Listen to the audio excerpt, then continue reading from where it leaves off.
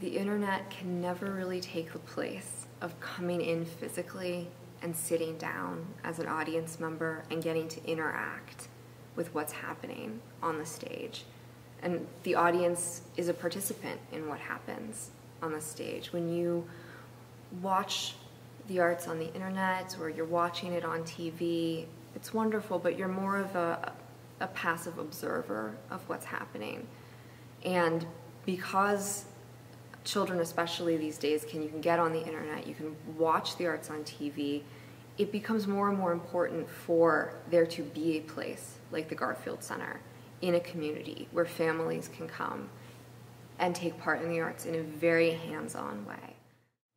Something that's fabulous about what we do in being a community theater is that people can participate in the art that's happening here. Not only do we have live professional music or groups come in as professional entertainers, but we also put on productions that are entirely community theater based. So people who want to be actors, producers, tech and stage crew in the community who have either done it before or maybe it's their first time being a part of it can come here and participate in that way.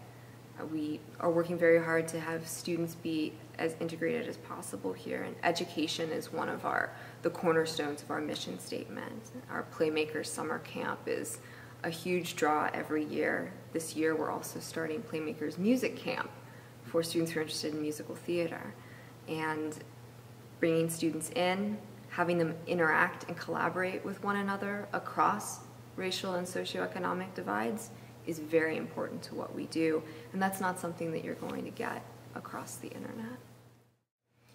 Community events like our free monthly events like Open Mic Night or Live Playwright Society or our themed First Friday celebrations, and also our other community partnership events, things like Women Helping Women, work that we do back and forth with other nonprofits like the National Music Festival, is one of the cornerstones of why we're here. And the way that it fits in so well with what the Garfield Center's mission is because by providing a free place for families to come to support other artists, for people to collaborate with one another, it can serve as that all-important entree into culture, into the arts, for somebody who might not otherwise either have the means to be a part of it or might not know that it was something they were going to want to be a part of.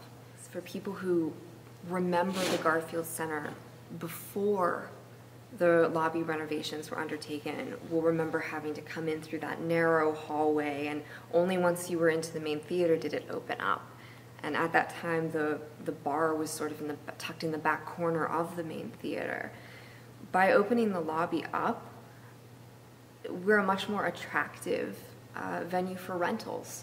And I'm not sure a lot of people realize that you can rent the Garfield Center for a private event, a wedding, a birthday party, anniversary parties, corporate events. These things happen here. Other nonprofits, fundraisers happen here because we're a community space. So the lobby being a little bit more open and attractive helps us in that way. Also, having the bar being back out in the lobby and it's actually in a very actual usable space is a huge help for bringing in revenue as well. And we now have a full bar, and that's something that we couldn't have had before the lobby renovations. It's also helping to rehabilitate the lobby back into its original historical configuration as close as we can get it at this point. People who would come here now can remember that this is a little closer to how it had looked like, and when you walk in, it's a much wider space to come through. I like to think that it's much more welcoming and inviting now than it was before. One of the unintended consequences of the amazing lobby renovation is that we look like a very wealthy nonprofit when people first step through our doors. And we were able to pay for the lobby renovation with a separate set of money that was set aside just for that sort of upkeep. And what we desperately are still in need of is the funds that keeps the rest of what happens inside the theater going. So we couldn't have become as successful without that happening, and I really want the community to know that. There are so many ways to be involved with the Garfield Center for the Arts.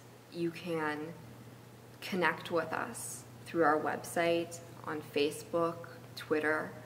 You can also join us as a volunteer, as an usher at one of our events, as an actor, stage crew, and you can also support us in so many different ways by attending a show with your friends, letting your family know about rental opportunities here, and by giving to our annual fund. These are the ways that we want to be a part of people's lives here on the Upper Eastern Shore. I think if there's one other message I could get out to the community, it would be that if you haven't seen the Garfield Center through the eyes of the people that know it best, through the amazingly talented, magnetic Lucia Foster, Sam Howell, the theater manager, Butch Clark, Andy Goddard, Liz Gross, Philip Dutton, and the rest of the board, reach out to us. We are dying to show you the way that we see it here and the amazing intricacies of the inside of the theater and how we make everything work. And I would love to be able to show people more about the Garfield Center.